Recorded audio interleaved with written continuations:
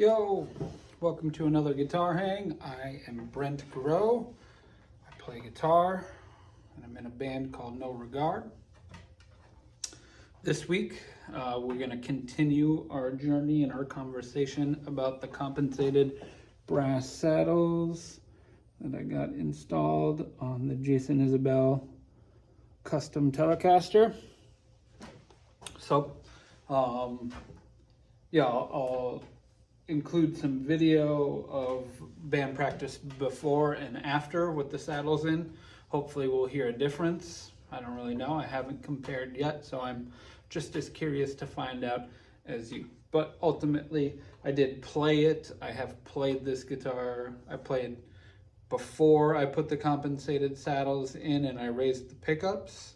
And I used that for the first videos that you'll see. And then for the comparison video, all that changed was the saddles, and I did intonate the guitar at that time loosely. I'm not like, it's not something I do often. I just used a Boss tuner and moved these saddles back and forth until they were in tune as possible.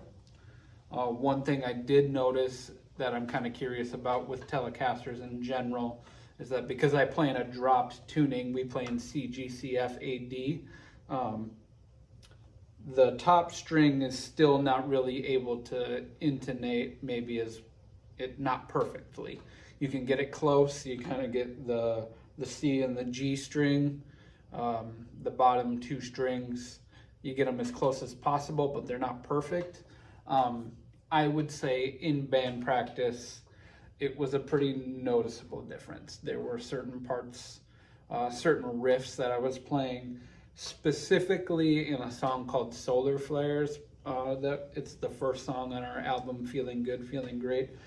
There's a riff up here where like I'm letting the top strings drone out, and I'm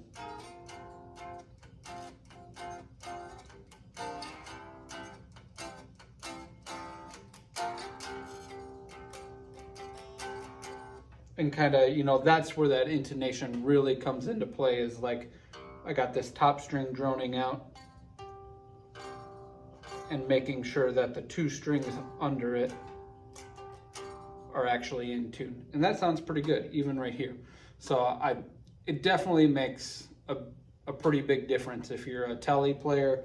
I know you can take the regular saddles and kind of bend them. You don't have to buy compensated saddles, but I wanted to try it out and see how it went, and I'm really impressed. It sounds great. So I think that'll be reflected in the video comparison. It should be kind of audible to my ears, at least. I know the riffs and I know what they're supposed to sound like. I know what they sound like on other guitars, so it was pretty noticeable difference for me. So that being said, this bad boy is back up to my number one. This is the No Regard guitar right now.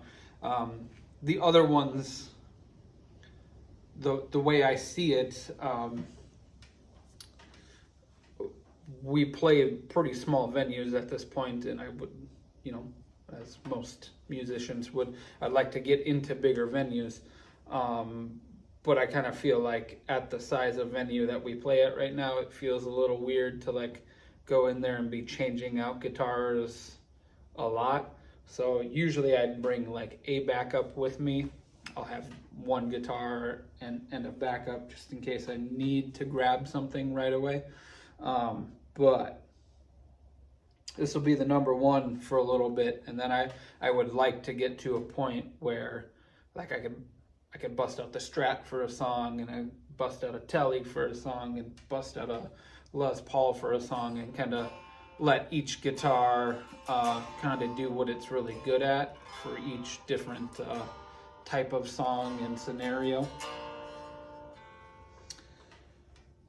Yeah, so I think as far as this guitar goes, that's the story. You'll kind of see some video and stuff. I did this week I was kind of messing around with the Jazzmaster, my Squier Jazzmaster 40th anniversary. And I went to go put some thicker strings on there. I was listening to some Chris Stapleton stuff, and that's like my Chris Stapleton guitar, Jazzmaster into a Fender Princeton with a 12-inch, very Chris Stapleton-ish type of rig. And I had realized something about the guitar, that the nut on it is like moved maybe an 1/8 inch down to, I think, compensate for what might be a crooked neck on it. And that kind of bummed me out. So I am taking this guitar and that guitar to Brian at Tree Strings in Red Wing, Minnesota, next week on the 29th, October 29th. And I'm gonna kind of see what we might be able to do about it. Ultimately, it's one of those things where it kind of bums me out. I didn't have an issue with the guitar until I found that out. It still plays well, and it still stays in tune and sounds good. So we'll see where that kind of road leads.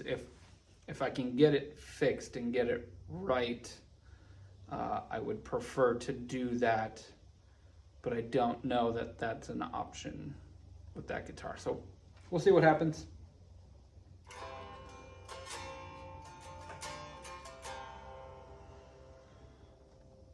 So that'll be an interesting journey that I'll kind of update as we keep going through these videos.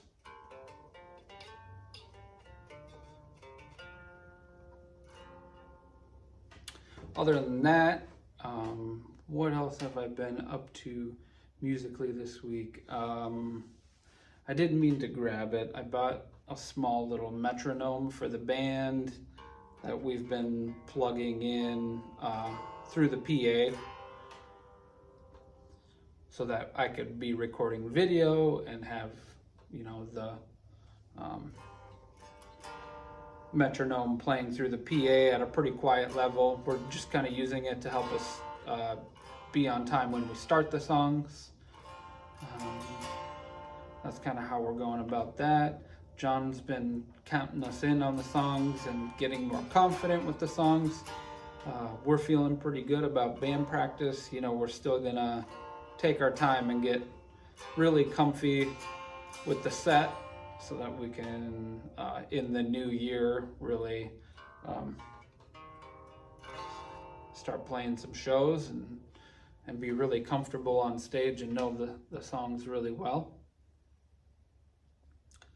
I had an idea of what to talk about for like stuff that I've been listening to this week. I did kind of start off with still listening to the Myles Kennedy record. It's been a little bit since I've gone back to it. Still a really great record. Oh, I was gonna say, I did stop at a Guitar Center out in Burnsville, and I played one of the Myles Kennedy Paul Reed Smith Telecaster looking things. It was the natural wood with a black pickguard, Paul Reed Smith NT57. I forget. I get confused between the Myles Kennedy version and their version. But it was the Myles Kennedy version. It had an owl at the end of it. Had a maple board, and I plugged it into an AC-15.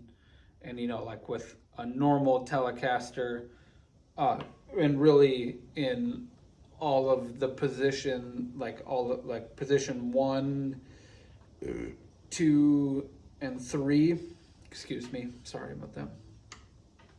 In position 1, 2, and 3, it really kind of sounds normal Telecaster output. It was kind of clean, nice and bright, had everything you would kind of expect from a Tele.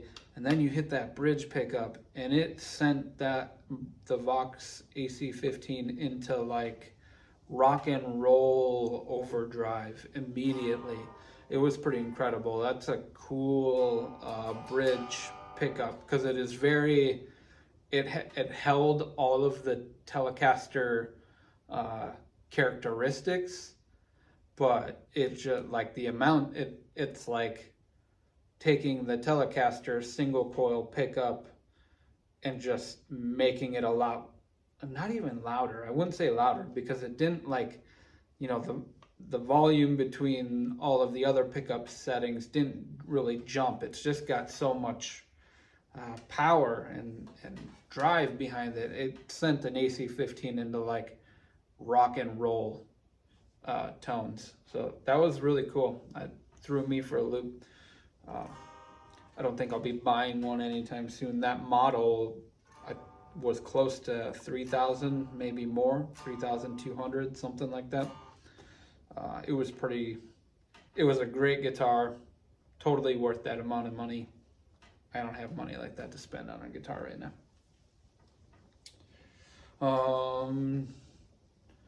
Yeah, so I was trying to talk about other things that I've been listening to. I have been going back to some of the Chris Stapleton stuff a bit this week, listening to the Traveler album. Is one of my favorites of his. I've been listening to Starting Over quite a bit. It's a song I'm supposed to be learning. I had started a few times trying to get the lyrics down on that one. That's Starting Over by Chris Stapleton. What else? A little bit of Architects today at work to get me through the day. Listening to some System of a Down aerials. It was kind of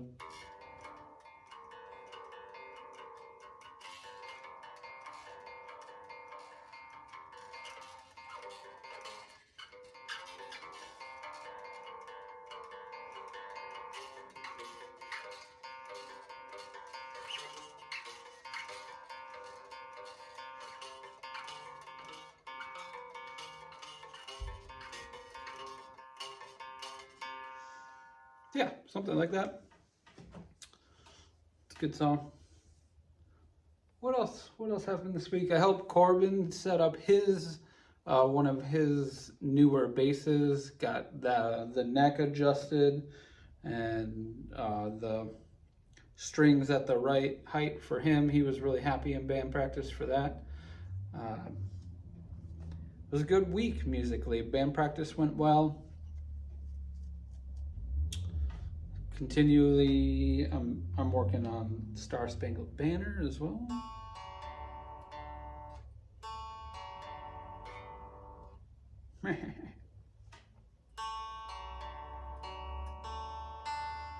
Guitar went out of tune as it's been out here and changed temperature a little bit from inside. So working on the Star Spangled Banner, just to know that, and like kind of playing guitar melody type stuff. Star Spangled Banner, Happy Birthday, Twinkle Twinkle Little Star. I think those are all good things to kind of learn and mess around with. I think that's going to do it for this week. Hope you enjoy these talks. If you do, hit the like button and subscribe. Join the conversation down below. Let me know what you're listening to, what journey you're on guitar-wise. Let me know about new pedals you're trying or different modifications you're doing to your guitars.